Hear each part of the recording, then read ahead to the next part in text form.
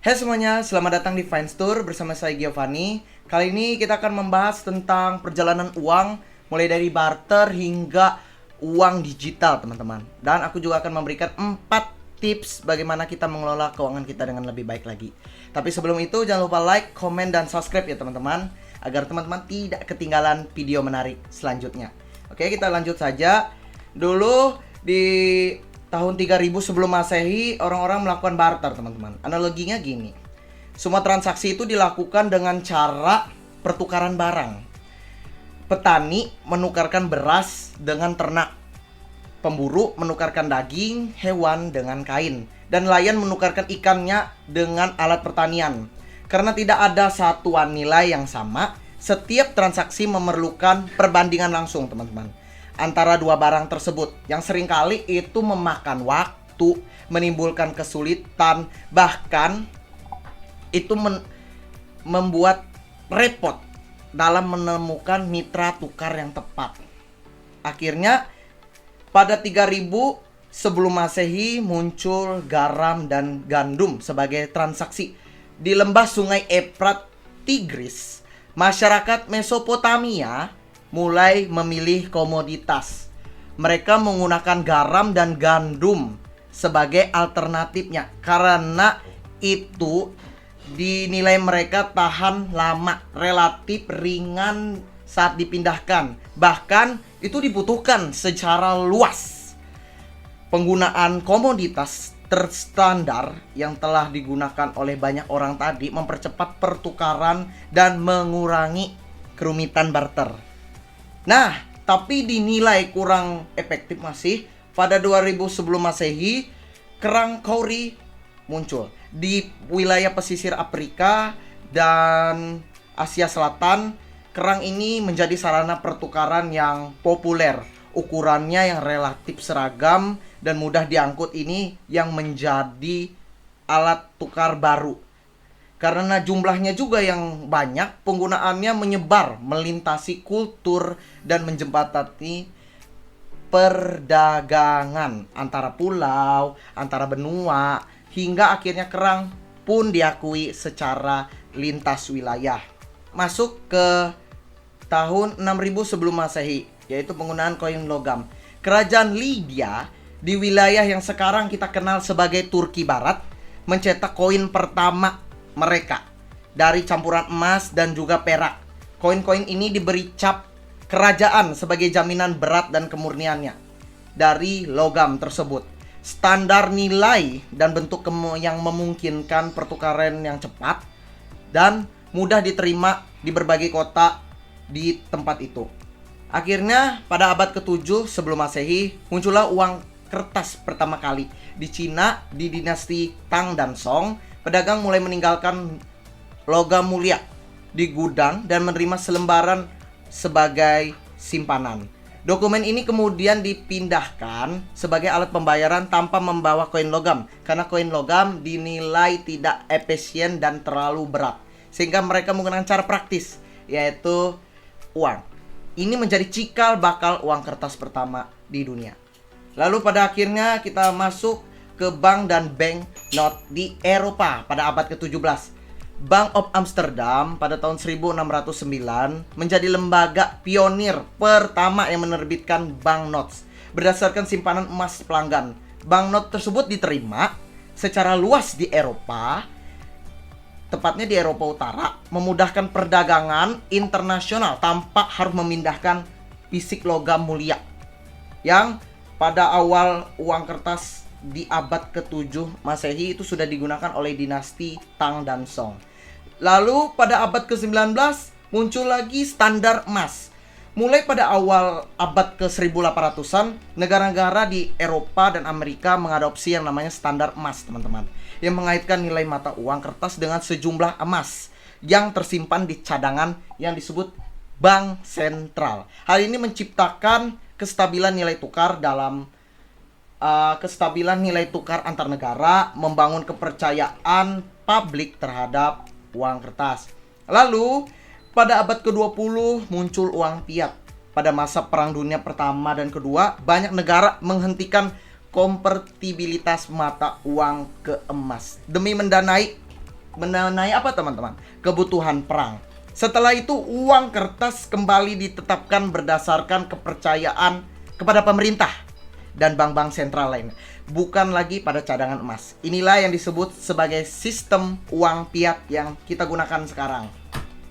Lalu pada abad ke-21 hingga kini muncul uang digital, cryptocurrency. Sebagai kemajuan teknologi informasi, sebagian besar transaksi kini dilakukan secara elektronik.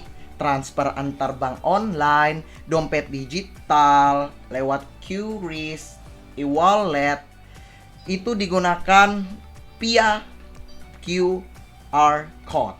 Kemudian muncullah mata uang kripto seperti Bitcoin pada tahun 2009 yang beroperasi di jaringan terdesentralisasi blockchain tanpa campur tangan otoritas manapun. Jadi dia secara tunggal aja. Revolusi keuangan ini mendorong inovasi secara tidak langsung dalam keuangan, dalam menyimpan, mengirim, bahkan menerima uang secara global. Tidak harus susah lagi mengirim antar bank, tapi bisa menggunakan sistem inovasi teknologi keuangan yang kita sebut sebagai cryptocurrency. Lalu kita masuk ke 4 langkah sederhana menuju kebebasan finansial yang lebih baik. Nah, hidup financial freedom itu ditandai dengan apa? Hidup tanpa khawatir kita kehabisan uang. Saat kita berbelanja, kita nggak usah melihat lagi berapa sih harganya. Itu disebut sebagai kebebasan finansial, teman-teman. Bagaimana cara kita mendapatkan itu? Kali ini aku akan menjelaskan ada 4 step atau 4 langkah untuk mencapai itu. Yang paling mudah dulu buat penganggaran. Bikin aturan 50-30-20. 50%-nya untuk kebutuhan. Contoh, kebutuhan pendidikan, makanan, transportasi, tagihan, dan lain-lain. Atau hutang misalnya. Itu dulu dibereskan. Dari 50% kebutuhan itu tadi harus bisa terpenuhi semuanya. Lalu 30%-nya lagi kita bisa gunakan untuk keinginan kita. Misalnya kita butuh untuk hiburan, jajan, hobi. Hobi kita misalnya main game, tapi kita mau beli game yang secara legal, kita perlu beli di Steam kan. Dengan uang tentu kita perlu. Maka dari itu teman-teman bisa menyesuaikan aja sebenarnya 30% keinginan ini, atau lebih kecilnya lagi 20% lah. 20%-nya lagi bisa teman-teman alokasikan ke tabungan atau investasi. Tapi ingat, profil risiko teman-teman sesuaikan. Ada yang namanya aman, sedang, dan ekstrim. Kalau teman-teman berani, teman-teman bisa melangkah ke langkah yang ekstrim. Lalu, yang kedua, kita memerlukan yang namanya dana darurat, teman-teman. 6 kali pengeluaran bulanan. Cara penghitungannya gimana? Misalnya teman-teman punya gaji 2.500.000. 500.000 itu bisa digunakan untuk kebutuhan sehari-hari. 2 jutanya mau ditabung. Itu dikalikan 6 aja sama dengan 12 juta. Itu bisa teman-teman simpan, entah itu di celengan ayam, celengan transformer, atau mau di rekening yang terpisah tapi mudah diambil. Sehingga kalau misalnya itu diperlukan untuk kebutuhan yang mendesak nih, amit-amit kecelakaan, uang tersebut bisa digunakan untuk menutupinya atau mengcover dulu. Daripada kita menggunakan uang kita yang harusnya kita gunakan untuk kebutuhan kita, lebih baik kita punya tabungan darurat. Dan itu perlu sebelum kita yang namanya melakukan investasi. Lalu, kalau kita mau melakukan investasi, itu sesuaikan dengan resiko kita, teman-teman. Ada resikonya yang aku bilang tadi, aman, sedang, dan ekstrim. Kalau teman-teman mau milih yang aman, teman-teman bisa investasikan di deposito, obligasi pemerintahan, atau produk-produk investasi lain yang tergolong aman, resikonya rendah. Keuntungannya juga pasti menyesuaikan dengan resikonya ya. Lalu ada yang namanya sedang. Kita bisa masuk ke reksadana campuran, reksadana pendapatan tetap, atau SBN retail. Itu bisa teman-teman masuki uang sesuaikan dengan resiko yang teman-teman pilih. Jangan karena teman-teman FOMO akhirnya masuk sembarangan dan rugi, sehingga hidup menjadi nggak tenang. Jangan seperti itu. Yang ketiga ada berani.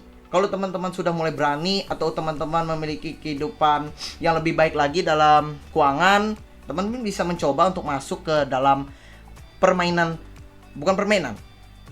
Teman-teman bisa masuk untuk investasi di saham dan juga kripto. Namun perlu diketahui ini harus dilakukan dengan analisa yang sangat tepat. Karena kalau masuk tidak memiliki ilmu sama sekali, tentu saja bisa mengalami kerugian. Dan itu pasti teman-teman culture-nya bisa bikin shock. Lalu profil resiko kita kalau sudah misalnya memiliki keuangan yang baik, kita bisa mencoba berani. Kita berinvestasi di saham atau kripto. Namun teman-teman harus tahu, perlu yang namanya riset mendalam sebelum melakukan itu.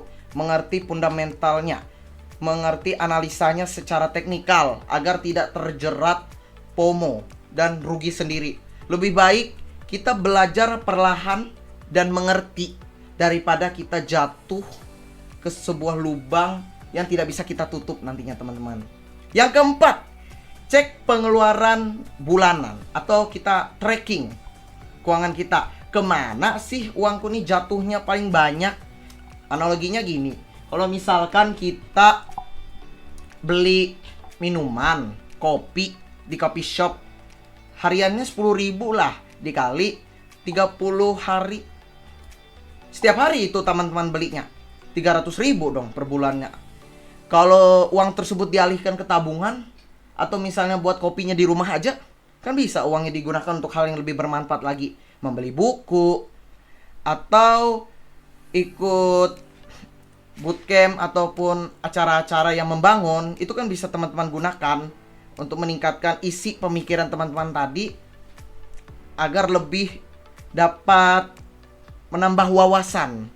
Ingat, selalu mengosongkan cangkir sebelum belajar sesuatu. Lalu, setelah kita tahu bagaimana caranya kita mengelola uang, bagaimana sejarah keuangan itu dari awalnya barter sampai sistem uang digitalisasi tadi, teman-teman harus membuat uang itu bekerja. Bekerjanya untukmu. Jangan kamu bekerja untuk uang sampai hidupmu berakhir. Karena itu sungguh kamu tidak akan bisa menikmati hidupmu dengan lebih baik lagi kalau kamu terjerat dengan aku harus mencari uang 8/24. Tapi buatlah kebebasan keuangan untuk dirimu dulu, baru bisa juga untuk keluargamu. Akhir kata, setelah kita menelusuri perjalanan uang mulai dari barter sampai ke digital, lalu bagaimana kita mengelola uang kita dengan 4 langkah yang mudah dalam mengelola uang, kita tahu yang pertama kita harus membuat anggaran 50-30-20. Kebutuhan, keinginan, lalu investasikan ataupun kalian bisa tabung. Yang kedua, dana darurat minimal 6 kali pengeluaran. Yang ketiga, investasi. Pilihlah sesuai dengan profil resiko Anda, dan itu harus kamu pilih dengan benar-benar agar kamu tidak jatuh terlalu dalam. Yang keempat, cek ulang pengeluaran tiap bulananmu. Mana yang menurutmu pengeluaranku terlalu konsumtif, terlalu banyak aku mengalokasikan uangku untuk hal-hal yang tidak produktif, tidak bermanfaat, yang tidak membangun sama sekali. Kalau teman-teman sudah melakukan 4 hal itu, dijamin lakukan itu setiap harinya, teman-teman pasti bisa mencapai kebebasan finansial yang lebih baik lagi. Akhir kata, terima kasih sudah menonton video ini. Tuliskan di kolom komentar mana sih yang mau teman-teman coba dulu. Jangan lupa like, komen, dan subscribe, dan juga pencet notifikasi agar tidak lupa channel ini, dan agar teman-teman tahu konten video selanjutnya yang menarik lainnya. Terima kasih sudah menonton, dan bye-bye.